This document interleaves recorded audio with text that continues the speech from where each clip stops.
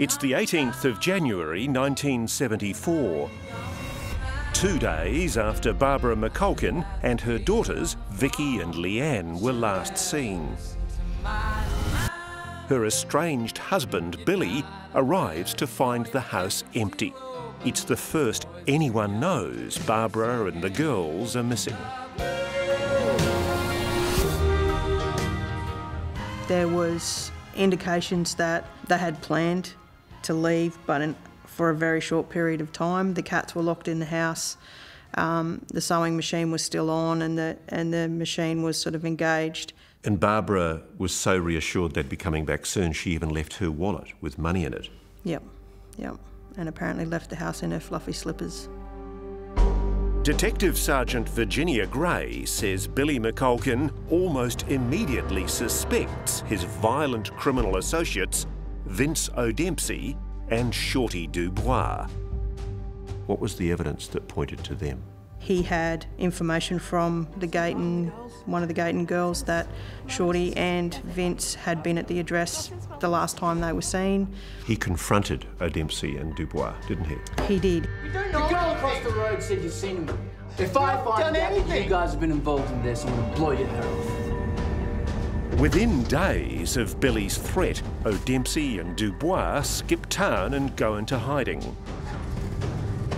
They're the prime suspects in the disappearance and presumed murder of the McCulkins. But it's not until 6 years later, in 1980, that there's a breakthrough. The pair are charged with 3 counts of murder, but with insufficient evidence to proceed, both men walk free. For the next 34 years, there was nothing. The police case stalled and was all but forgotten. Then in 2014, a tip-off to the Queensland Police Cold Case Unit hinted that O'Dempsey and Dubois might have confessed their involvement in the murders to trusted criminal associates. It did come down to actually getting people to reconsider their silence and make the decision in their own mind to actually tell us what they knew. And back then you lived by a code. What was that code? You never gave anyone up to the police, no matter what. Peter Hall lived by that code of silence for more than 40 years. Then in 2014, he broke it. I still feel, which is a stupid thing to say, I still feel bad about breaking the code. Why? It's, I don't know, it's something I can't explain. What would torment you most about the memory of what you knew? What happened to the 2 little girls, I think. Back in the 70s, Peter was in Shorty Dubois' gang. He says that just days after the McCulkins disappeared, Dubois made a shocking confession. He didn't seem the same after it happened. Like, I had got an invite to go around there that night with him and declined. What did he say to you?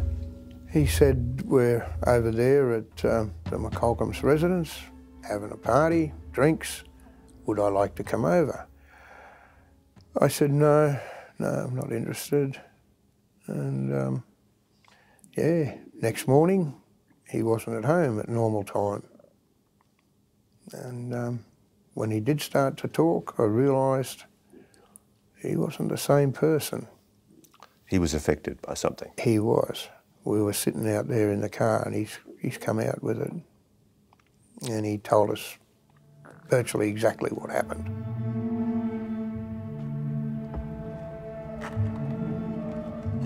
Tricked into taking a late-night drive with Vince O'Dempsey and Shorty Dubois, Barbara McCulkin and her daughters are tied up and taken to bushland.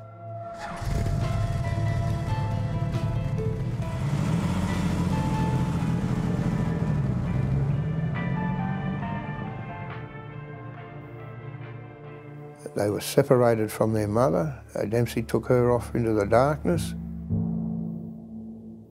And Shorty said it seemed like it took forever, but he guessed he was strangling her because there was gurgling sounds.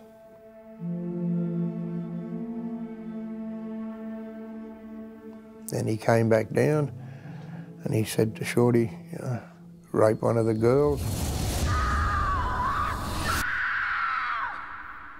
He raped the other one. And then he asked him to kill her. He couldn't do it, couldn't kill her. So he said. And he said, Dempsey killed them both.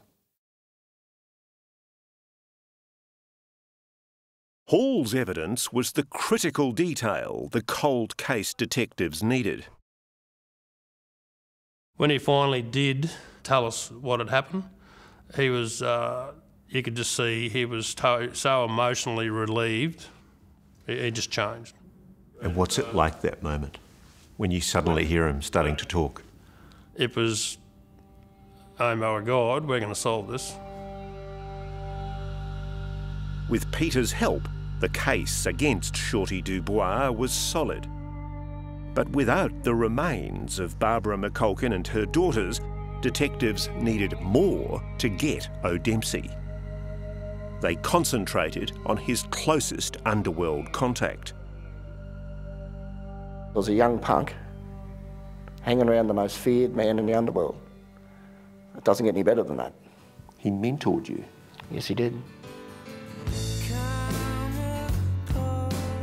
So you were actually driving Vince O'Dempsey home one night to Warwick from the drug plantation? Yes, one afternoon, yes.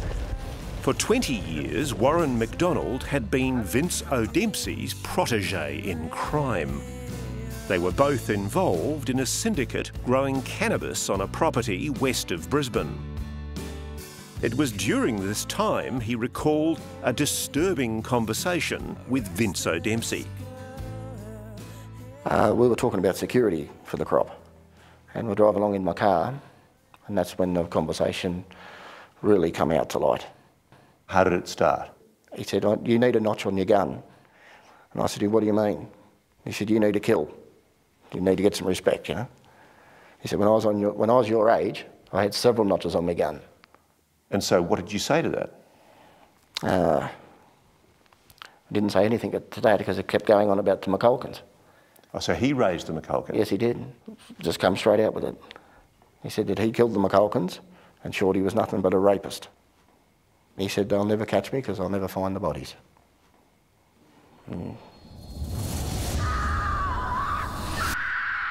Why did he tell Warren, a young 20-something man, that he'd murdered the McCulkins?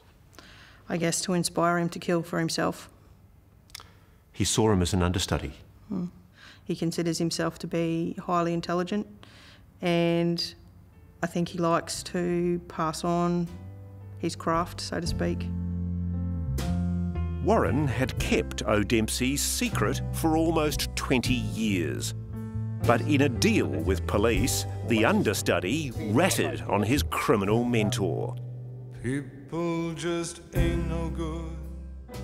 If the police hadn't come and given you a hard time, would you have ever come forward? I was hoping you weren't going to ask me that, but the answer is no, I wouldn't have come forward. Why didn't you? I would be murdered. My family would be murdered. They're trying to murder me now. You still think Vincent O'Dempsey wants you dead? Absolutely. Coming up, a stunning twist. Barbara McCulkin's own secret. Did she tell you about that? Yes. Who is this mystery woman? Hello. That's next on 60 Minutes.